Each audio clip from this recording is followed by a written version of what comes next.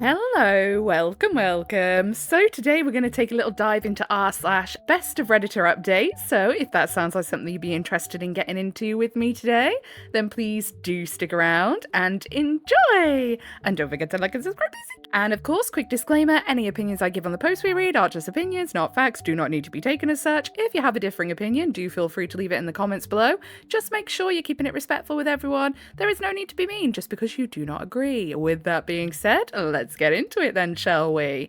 Okay, so I'm going to give a heavy warning before I even read the title of this one that there may be themes of ableism, especially against neurodivergent children. So if that is something that you would be sensitive to, I totally understand. I have so many others that you can go back and listen to. Honestly, I can't believe how many videos I've made now. It's crazy. Can you tell I have nothing to do in the evenings? Anyway, that was your warning. We're going to get into it now.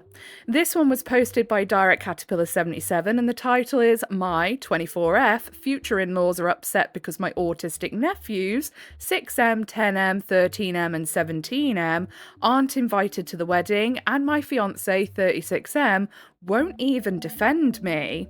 So, of course, Direct Caterpillar is not the original poster. The original poster is u/generic throwaway 5555. Direct Caterpillar is the person who compiled it together for us like a lovely wee bean. And like I say, we do have some trigger warnings today. Trigger warnings for ableism, verbal and physical abuse, gaslighting and sexual assault. So if those themes are something that you are sensitive to, do make sure that you look after yourself and go and watch another video. You might even find something from somebody else on the old YouTubes that you really like. So go do that and take care of yourself. Anyway, let's get started then, shall we? So this one was originally posted December 19th, 2014. To start out, I really love my future nephews, and their disabilities don't have any effect on that. They are severely autistic, and the two oldest ones are extremely violent, hitting, kicking, spitting, scratching, and pushing. And the 17-year-old also has several inappropriate sexual behaviours that he exhibits regularly. The two youngest ones are fairly low functioning and can't really speak, but can be fairly disruptive when they are overstimulated. The biggest problem comes in when the oldest two have meltdowns caused by overstimulation and large groups of people, especially strangers, or when their schedule is disrupted. During my time around these two boys, I've been kicked, punched, shoved, spat, not drooled on, headbutted, and bitten. I had to go to the hospital to get it checked out. Yeah, a human bite? Oh my goodness, I think I'd rather be bit by a dog, actually. Human mouths are disgusting. This was especially more common in the beginning of mine and my fiance's relationship, being that I was a stranger to the boys. It decreased a little over time, but it still happens, and I'm pretty small. 5'2", 100 pounds, and they're pretty big. Well, yeah, 17-year-old lad. They can be ridiculously tall these days. I walked past a high schooler who I think was in a couple years above my eldest, and I only know this because they were with me when we walked past them, and I was like, is that kid genuinely in your school? Because they had the uniform on. And they were like, yeah, a couple years above. I couldn't believe it. So, you know, no older than 16 and like 6'4" or something. It's ridiculous. The kid had a mustache. It's crazy. So when it happens, it knocks the wind out of me pretty badly. The 17-year-old has also started noticing his sexual feelings and has began taking them out on women anywhere near him, including me. He'd walk up and kiss women in the lips or grab their butts or their breasts, and he's even tried to stick his hand down my pants before and takes his clothes off and touches himself whenever he feels like it. See, this is the part where I'm thinking, what are the parents doing? Because yes, of course, there are certain behaviours that kids with severe learning disabilities or, you know, severe autism might express that are very far out of what is acceptable. However, it's not an excuse for the people around them to just be allowing it to happen. Whether they are severely autistic, you can find coping mechanism and skills to divert around certain behaviours, you know, and if you can't do that, then it's time to look at more outside help. What are they doing? Because this is dangerous. Like, this has gone from being they're autistic and they struggle and they have meltdowns and they might lash out, which is quite typical for children who are more on the severe end of autism, to being very dangerous. And it could end this kid up in prison because they've done something that they are used to getting away with doing, so they start to see it as acceptable. Does that make sense? I've asked his parents and grandparents, the people they live with who take care of them, if there is anything they can do or say to maybe encourage them not to do those things. And it just resulted in me being hated and yelled at for being insensitive to their issues and expecting them to know better when I know that they don't. Yeah, but this is the thing that really annoys me. I'm going to stop and start through a lot of this because obviously I have a kid on the spectrum, so it annoys me when people treat them like they can't learn. Like, even severely autistic children can be taught with the right kind of therapies, the right kind of help, what is appropriate, what isn't appropriate. Is it going to stop all the meltdowns? No, it's not. Is it going to fully stop inappropriate behaviour? No, it's not. But like I say, at that point then you need to look at getting outside help, because they are, unfortunately then, a danger to themselves and other people. And they are going to end up stuck in a prison when realistically they should have been getting help from somebody who knows how to guide an autistic child with those sorts of feelings and, actions on how to redirect that feeling, on what to do and what is appropriate and what isn't. And treating kids who are severely autistic like they can't learn and they're unable to learn what's right and what's wrong, I think is pretty ableist, honestly. So saying it's insensitive to their issues is bullshit. What it really means is we really don't want to have to deal with it. So yeah, you're just going to have to put up with it, which is not okay. It is dangerous then to the other people around them, as sad as that is. I thought about trying to get them to stop using some methods that I read about, but I didn't want to make it any worse because I know that if I tried anything, it would result in more yelling and being berated and told that at least I don't have to deal with it every day. Since we know what causes the boys to have meltdowns, my fiancé and I decided to have a child-free wedding to not specifically exclude the boys. When my future brother-in-law heard about the no kids rule, he immediately jumped on the defence and demanded that the boys be invited because normal kids will get to experience other weddings. They won't. Have they thought whether their kids would actually cope with a wedding? Because apparently crowds and strangers are a big problem for them. I am really side-eyeing the future brother-in-law right now, because why on earth is he not looking at it in a way of, okay, I would love my kids to be able to do those sorts of things, like, quote-unquote, normal kids would. However, I know they won't cope with that. I know it's going to cause a lot of problems for them and other people around them, because they're going to lash out in ways that are very unsafe for them and other people around them. Perhaps we don't need to go, because if they're not going to enjoy it anyway and they're going to find it extremely stressful and triggering, what's the point in putting them through it? When I tried explaining to him that it wasn't for just the boys again, he wasn't having it. Then I tried explaining that the safety of the boys, I don't want them to be too overwhelmed, and the venue isn't child friendly, and the guests at the wedding, about 350 people, flipping heck OP, how much is this costing you? How do you know 350 people? That's what I want to know. Was very important to me. I get berated and told how horrible and insensitive and evil of a person I was. They're threatening to not come to the wedding and have already started posting the passive-aggressive stuff on Facebook about the favourite auntie who thinks her autistic nephews are a burden because they aren't perfect. I would argue that it's not the kids that are the burden, it's the parents that are the burden that aren't actually doing anything and finding coping mechanisms for their children. Yeah, I'd say the parents are the burden, not the kids. Now my fiancé wants to allow them to come, but not any other children, and he seems totally unconcerned about the guests who will be there, or even me for that matter. I'm honestly just thinking about calling off the wedding and possibly even my relationship with my fiancé, as he never stands up for me and sometimes even joins in telling me to just accept the things that come with the disease, no matter how bad they are. Yeah, but accepting their autism doesn't mean just letting their autism take over everybody's lives in such a destructive way that will be having a negative impact on them just because they can't vocalize that and they don't understand that.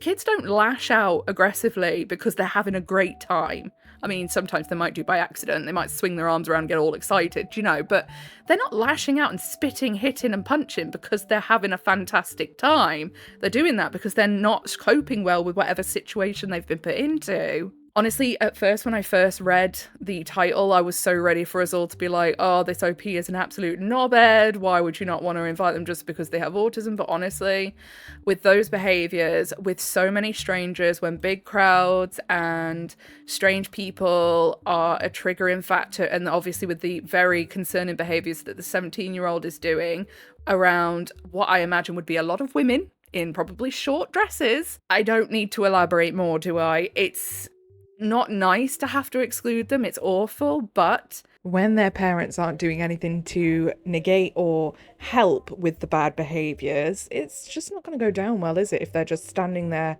and letting it happen? And I think the OP's solution of saying, okay, no kids, no kids, then we can all have a great time and we don't have to worry about children, we don't have to worry about offending anyone or looking like we're singling anyone out. If I was to get married, I have kids and I would want a child-free wedding. Yeah, I'd have mine there, but no others. I don't know how much more I can deal with in this situation as a whole, dealing with this family.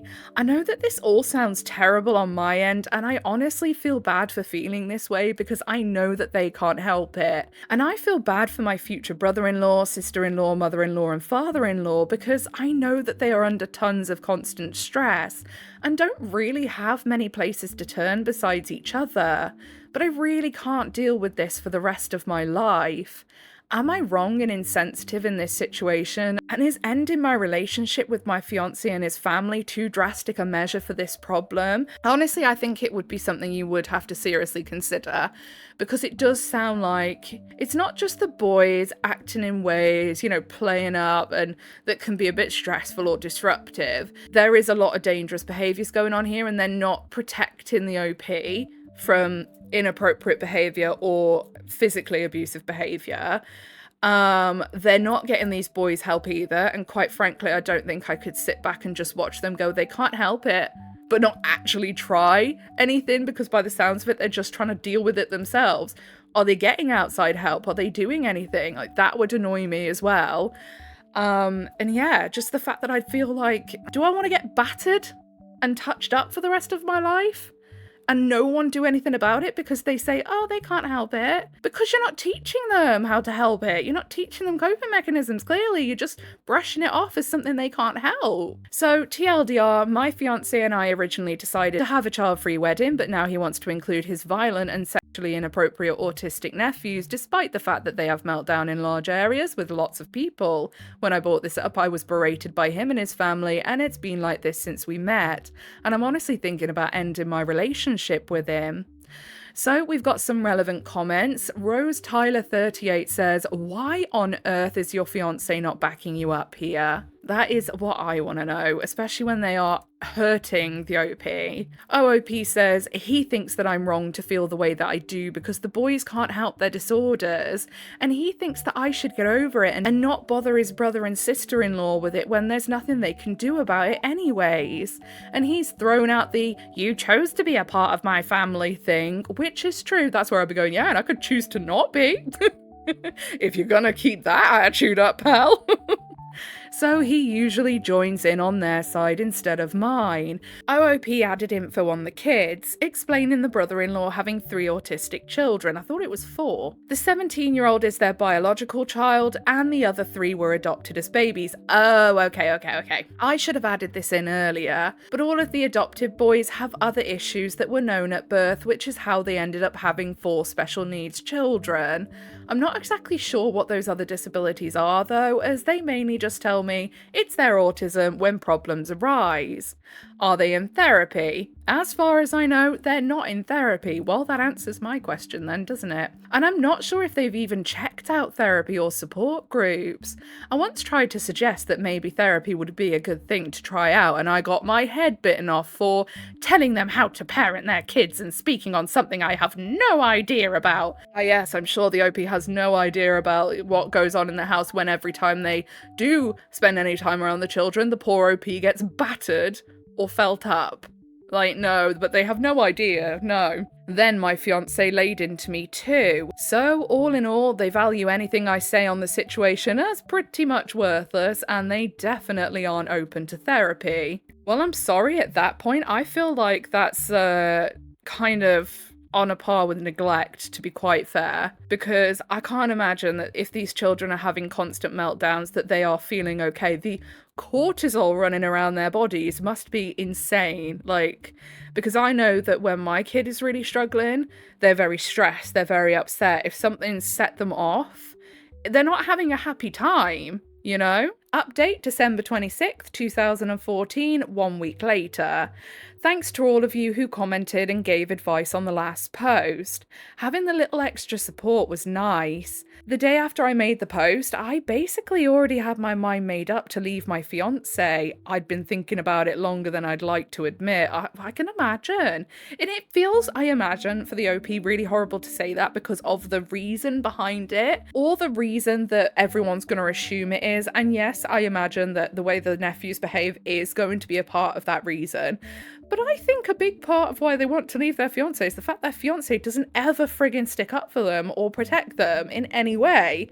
Like, he's a bit of a wet lettuce, really, isn't it, when it comes to his family? He just bows down and says what they say. But I decided to wait until the holidays were over so that the break wouldn't be as messy. We were discussing Christmas plans and I told him that I would prefer to go to my family's house this year because I knew that if I joined his family, his brother, sister-in-law and their boys would be there and I'd rather not disturb the boys' schedule or get yelled at by his family anymore.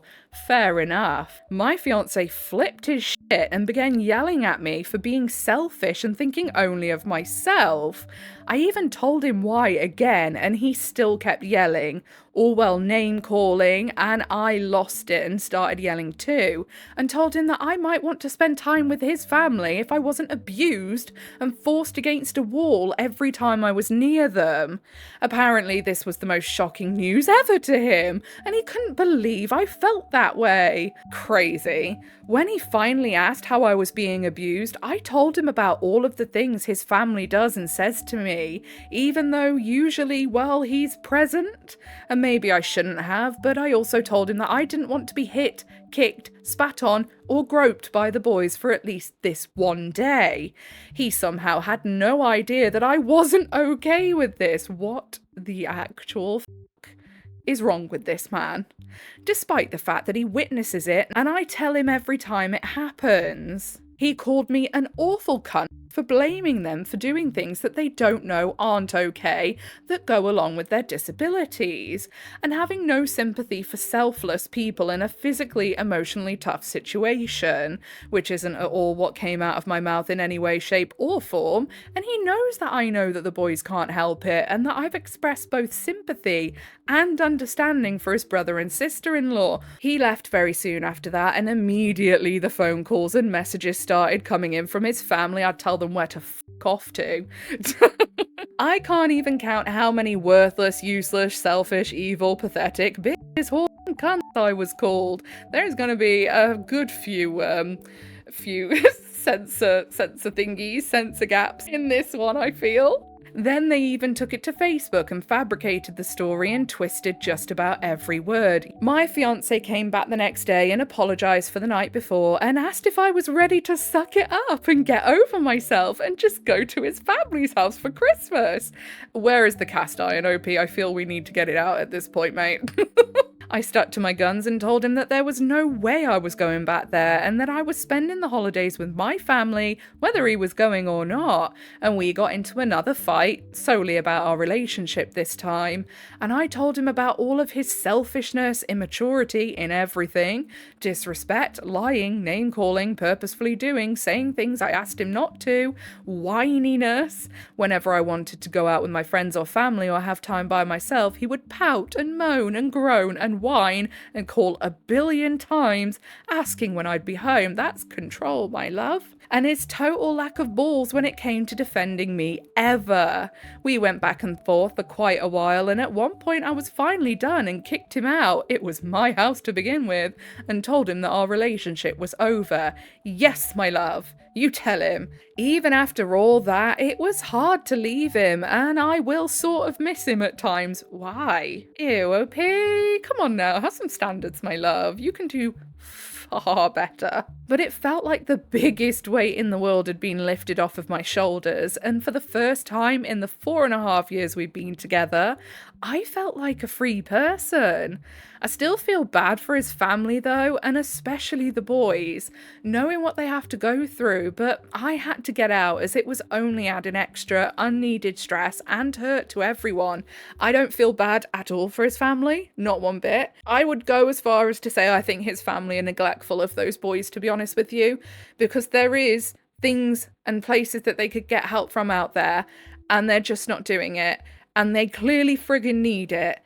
Something is going to happen where, especially the oldest boy, is going to find himself in a position with his behaviors that he's gonna really struggle to get out of. You know what I mean? And they are just neglecting these boys by letting this continue the way it is and not seeking any outside help or therapy. It's still a mess right now with him having to come back and forth and get his belongings and cancelling everything for the wedding, but I'm happy that it's over now and that I can move on and not feel completely awful about myself 24/7, even though my heart is still a little broken. Genuinely, I would rather drag my bare ass across a cheese grater than ever have to be in a room with that man, from the sounds of him.